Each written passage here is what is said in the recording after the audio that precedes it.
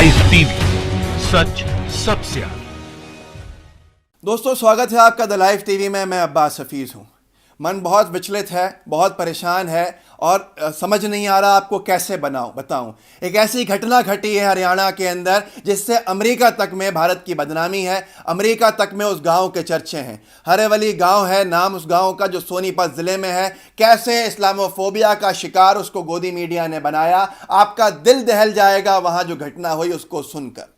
लेकिन उससे पहले मेरी एक आपसे अपील है कि अगर आपने हमारे चैनल को सब्सक्राइब नहीं किया है तो चैनल को सब्सक्राइब कीजिए, बेल आइकन दबाइए ताकि कोई भी ऐसी खबर आपसे मिस नहीं हो। हरेवली में क्या हुआ है ऐसा जिसकी चर्चा अमेरिका तक पहुंची है और हम सब के लिए शर्म की बात है। हरेवली गांव छोटा गांव है, 3000 लोगों की आबादी वाला गांव है। इसके अंदर 60 मुसलमान रहते हैं, मतलब 12 मुस्लिम परिवार रहते हैं। इतने ही लगभग दलित रहते हैं और बाकी जो है बहुसंख्यक इसमें जाट हैं हरेवली गांव में, और ब्राह्मण समाज के लोग हैं। गांव सुकून से रहता था, गांव के अंदर कोई प्रॉब्लम नहीं थी, कोई परेशानी नहीं थी। जो मुस्लिम परिवार हैं, 12 मुस्लिम परिवार, 60 लोग, ये वहाँ के हिंदू परिवार के लोगों के घरों में काम करते हैं और उनकी फसलों को देखते हैं, उनके खेतों को देखते हैं। 5 अप्रैल को जिस तरह से रिपोर्टिंग का गोदी मीडिया की शिकार हो गया ये गांव, उसने इस गांव में हमेशा हमेशा के लिए एक दरार पैदा कर दी। और दरार ऐसी पैदा की जिससे आप सबका, हमारा सर शर्म से झुक जाएगा कि ये कैसा मुमकिन है। आज भी भारत में क्या ऐसा हो सकता है। खबर क्या है?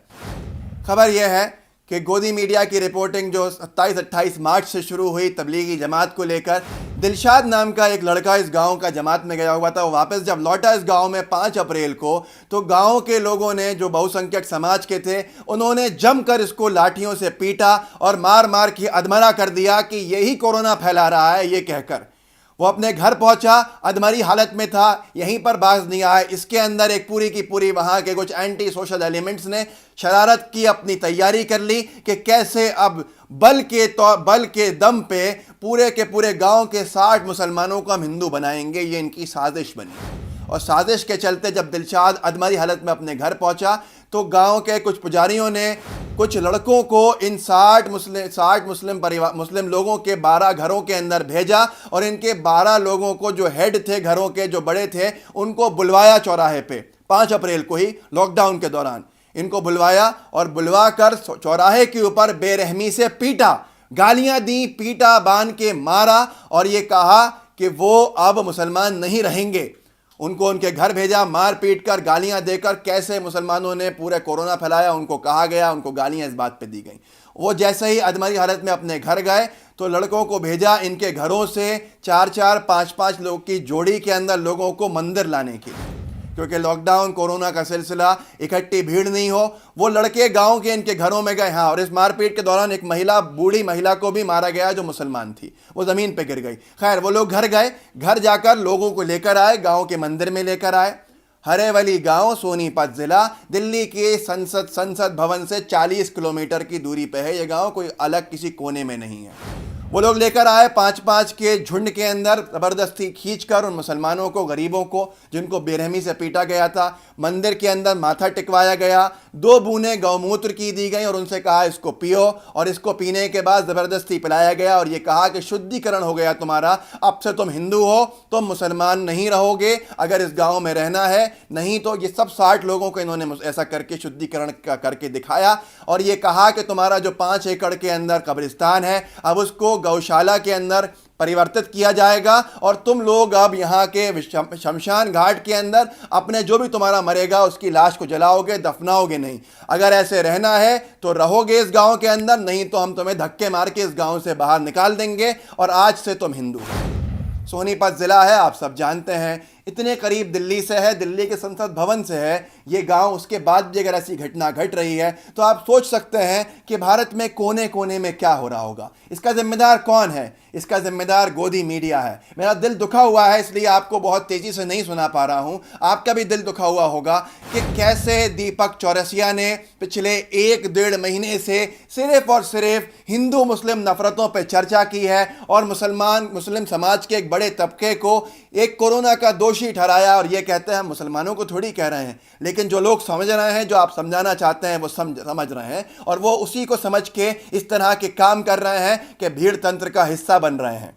ये दीपक चौरसिया का चेहरा है। और अगर आप खोल के देख लें पिछले 2 महीने 1.5 महीने के डिबेट्स इनके सिर्फ हिंदू मुस्लिम हिंदू मुस्लिम हिंदू मुस्लिम, कैसे मुस्लिम समाज के एक वर्ग ने ये कर दिया, थूक दिया, ये किया वो किया, लोग नफरतों का शिकार हो गए।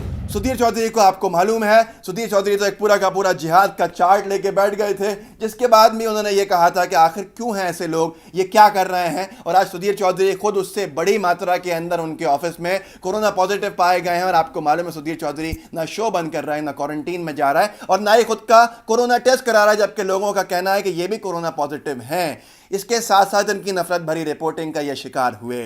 उसके बाद आपने देखा कि पूछता है भारत के अंदर क्या भारत को बताया जा रहा था अर्नब गोस्वामी। अर्नब जी आप खुश होंगे, इतनी नफरतें फैला दी हैं आपने कि गांव वाले दुश्मन बन गए, शुद्धिकरण कर रहे हैं और इस तरह से गौमूत्र पिला रहे हैं और ये अमेरिका में चर्चा का सबब बन रहा है। बार बार चर्चा।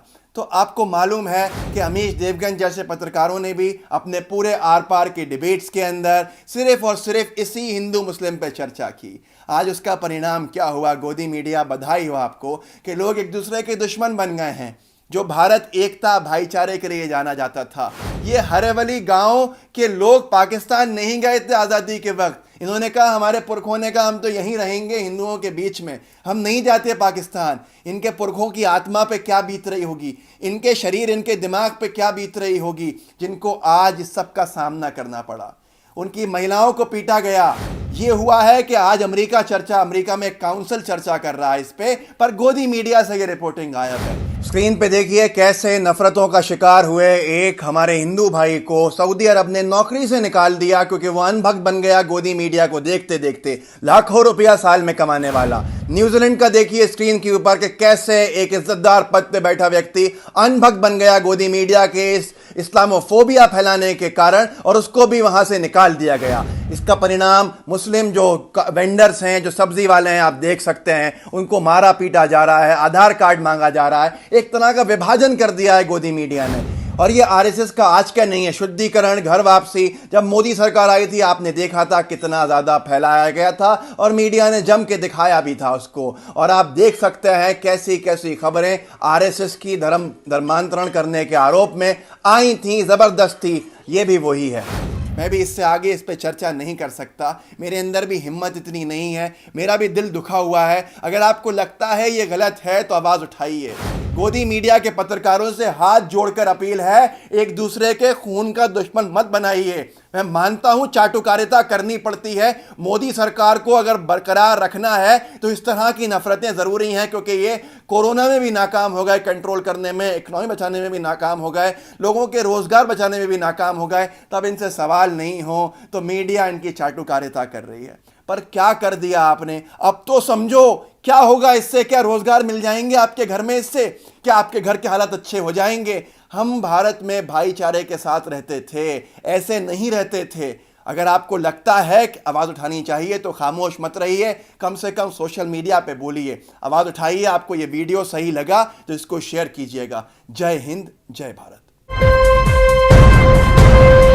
लाइव टीवी, सच सबसे आगे।